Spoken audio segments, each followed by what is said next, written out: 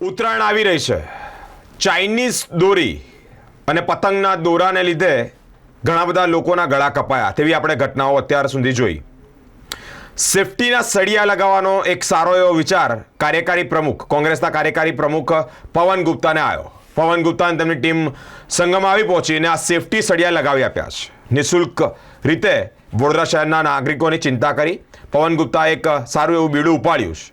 મિત્રો, પોતાના નાના બાળકોને જ્યારે તમે બાઇક પર આગળ બેસાડો ત્યારે ધ્યાન રાખજો, ગળાનું મોઢાના ભાગનું ધ્યાન રાખજો, કારણ કે ગળું કપાતા લોકોના મૃત્યુ પણ થયા હોય તેવી પણ માહિતીઓ અમારી પાસે આવી છે.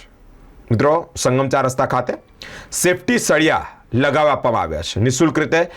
કોંગ્રેસના કાર્યકારી પ્રમુખ પવન ગુપ્તા સાથે નિખિલ સોલંકી, યશ, આ તમામ જે આખી ટીમ છે તેઓએ લોકોની સેવા અર્થે સેફટી સળિયા બાઇક પર લગાવી આપ્યા છે. પતંગના દોરાથી ઈજા થાય અને લોકોના મૃત્યુ નીપજે તેવા અત્યાર સુધી ઘણા કિસ્સાઓ જોયા.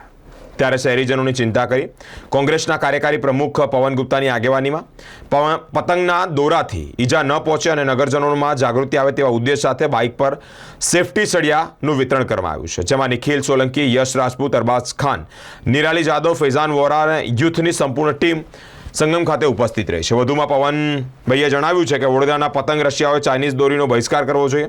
રોડ રસ્તા પર લટકી રહેતા આ જે દોરા છે તેમાં પોતાની એક આગવી જવાબદારી સમજી દૂર કરવાનો પ્રયત્ન પણ કરવો જોઈએ, જેનાથી કોઈપણ પરિવારના આશાસ્પદ યુવાન ઘવાય નહીં.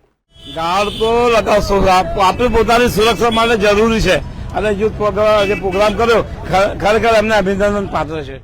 કોઈ પણ પોલિટિકલ પાર્ટી ફક્ત સત્તા માટે હોય છે એવું જરૂરી નથી હોતું. ઠીક છે, સત્તામાં બેસેલા લોકોને વર્ષની શરૂઆતથી લઈને એન્ડ તક કદી પણ વડોદરાના નગરજનોનું વિચાર્યું ના હોય એ એમનો વિષય છે, પરંતુ અમે રાજકારણમાં સમાજ સેવા માટે આવ્યા હોઈએ છીએ અને જ્યારે પણ સમાજને કોઈ પણ પ્રકારની તકલીફ પડતી હોય ત્યારે અમારે આગળ આવીને એમના સાથે ઊભું રહેવું એ અમારી ફરજમાં આવે છે. ત્યારે 14 તારીખે ઉત્તરાયણનો પર્વ છે. ઉત્તરાયણનો પર્વ ફક્ત વડોદરા માટે નહીં પરંતુ સમગ્ર વિશ્વમાં ખૂબ જ લોકપ્રિય તહેવાર તરીકે ઉજવવામાં આવે છે.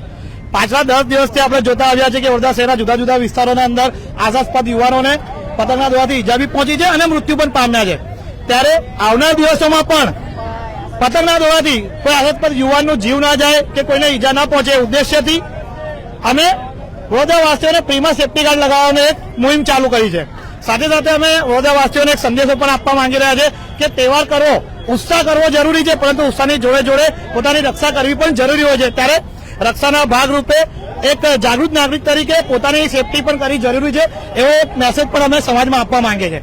સાથે સાથે આપના માધ્યમથી અમે વડોદરાવાસીઓને એ પણ સંદેશો આપવા માંગીએ છીએ કે દરેક વ્યક્તિ અને દરેક પરિવાર પોતાના પરિવારને પ્રેમ કરતો હોય, દરેક યુવાન પોતાના પરિવારને વાલ કરતો હોય, દરેક યુવાન એ પોતાના પરિવારનો એક આધારસ્તંભ હોય છે. ત્યારે ચાઇનીઝ દોરાના કારણે પાછલા વર્ષોમાં ઘણા મૃત્યુઓ થયા છે.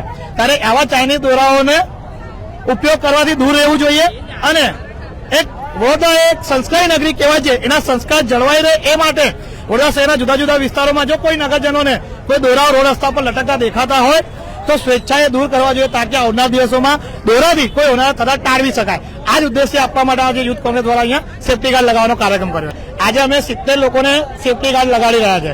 આવનાર દિવસોમાં માંજલપુર, રાવપુરા, સયાજીગંજ આવા જુદા જુદા વિસ્તારોમાં આ કાર્યક્રમને અમે આગળ ધપાવવાના છે. આજરોજ યુથ કોંગ્રેસ દ્વારા જે આ પતંગ ઉત્સવ આવી રહ્યો છે એના ભાગરૂપે આજે સેફટી ગાર્ડ લગાવવાની કામગીરી ચાલુ કરવામાં આવી છે, મુહિમ ચાલુ કરવામાં આવી છે.